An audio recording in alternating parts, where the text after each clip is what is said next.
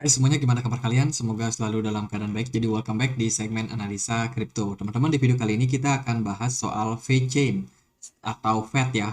Nama tokennya atau koinnya FED. Ini di request dari Indra Bungsu.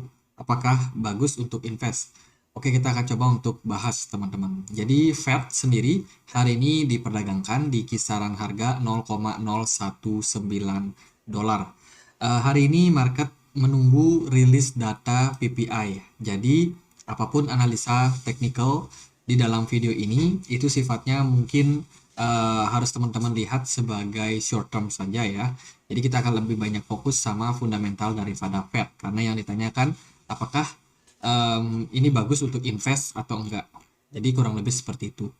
Jadi Fed sendiri ya harganya udah dia salah satu project coin yang sebenarnya identik sama yang namanya kemajuan teknologi saat ini.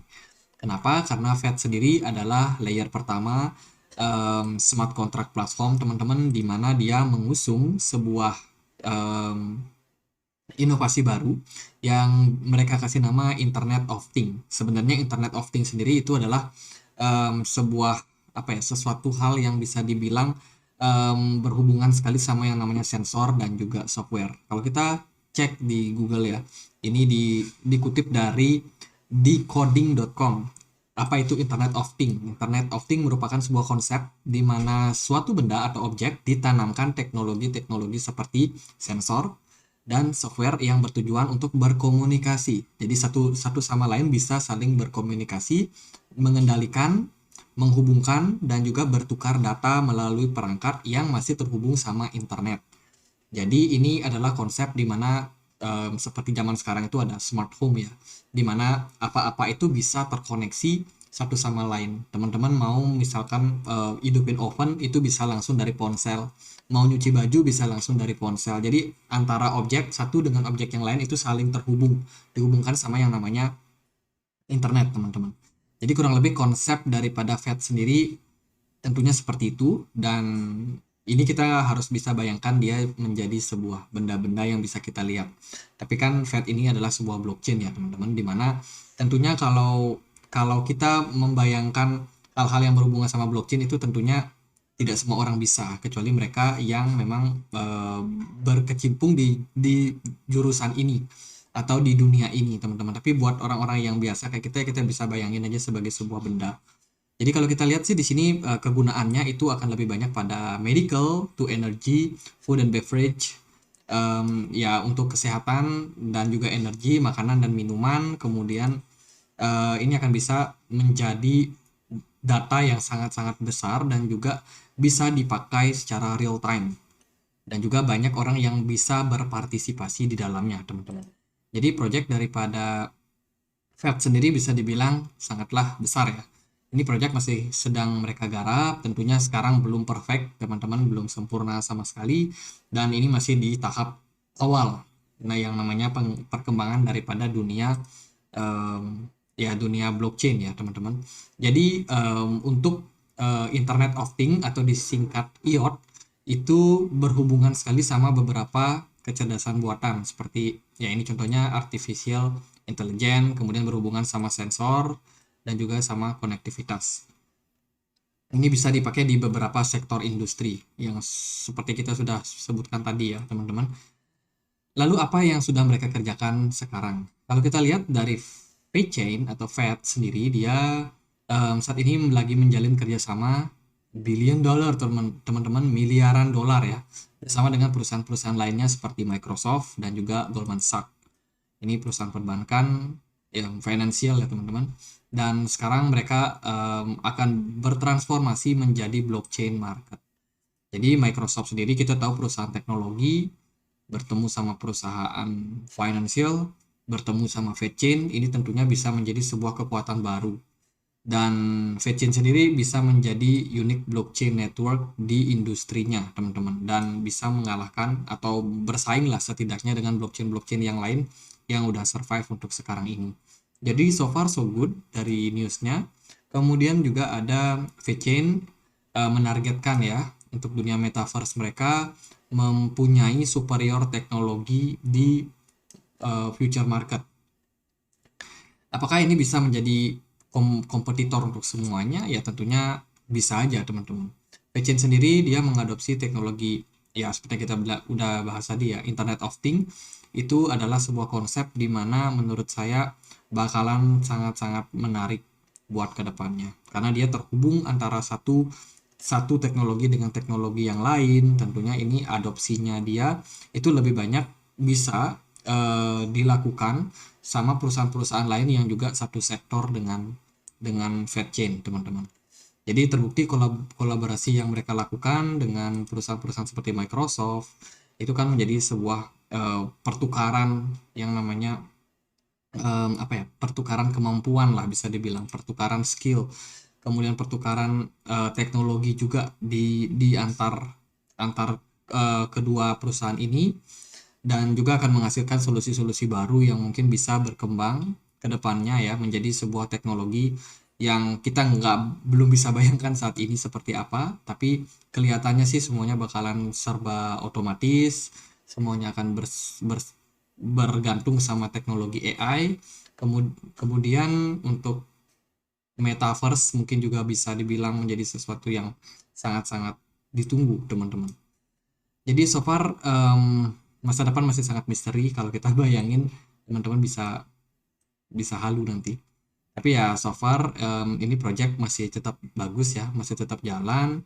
Project-project yang mereka kerjakan kayak kemarin mereka melakukan kerjasama di Singapura, itu mereka ada bikin gathering gitu, jadi kayak pengenalan untuk ekosistem daripada Web3.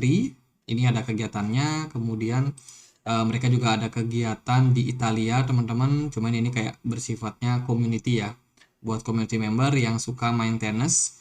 Itu mereka ada kegiatan di sana, VeChain, nama VeChain ada di mana-mana. Jadi bisa dibilang ekosistemnya cukup bagus, cukup ramai juga.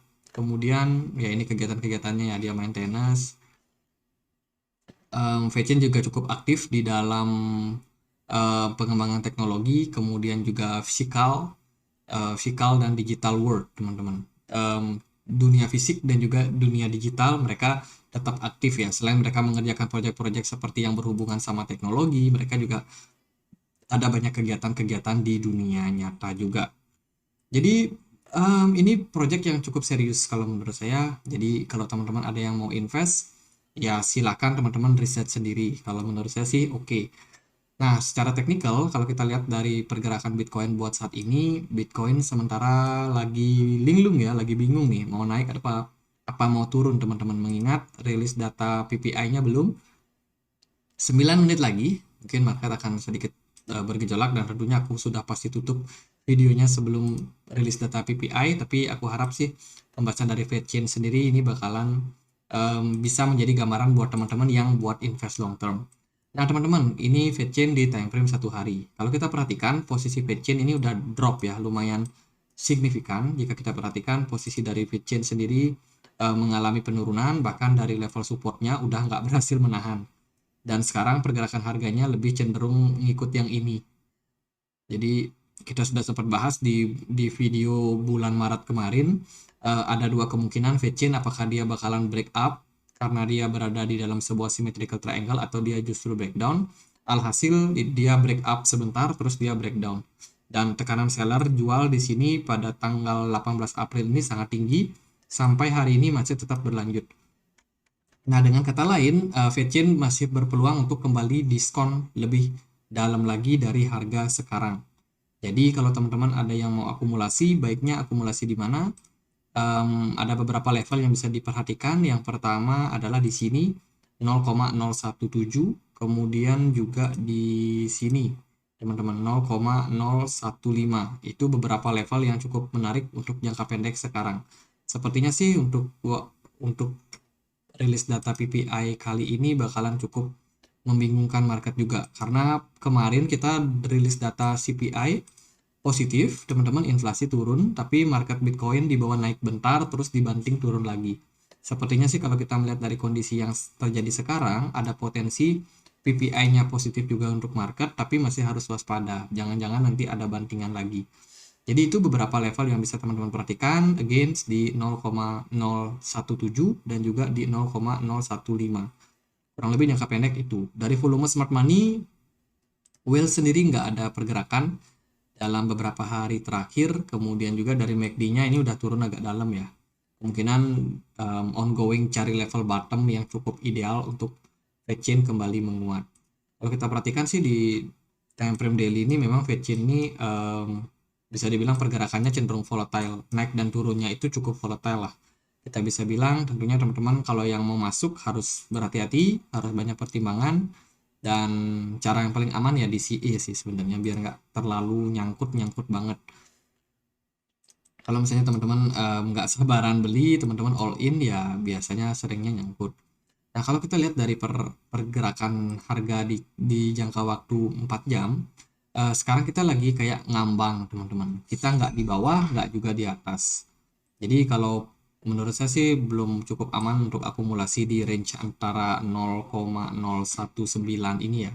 Mungkin kita harus tunggu dulu dia either dia turun ke level support atau dia naik, teman-teman, dan berhasil breakout dan naik ke 0,021. Mungkin di level itu baru kita ideal untuk melakukan akumulasi di atas.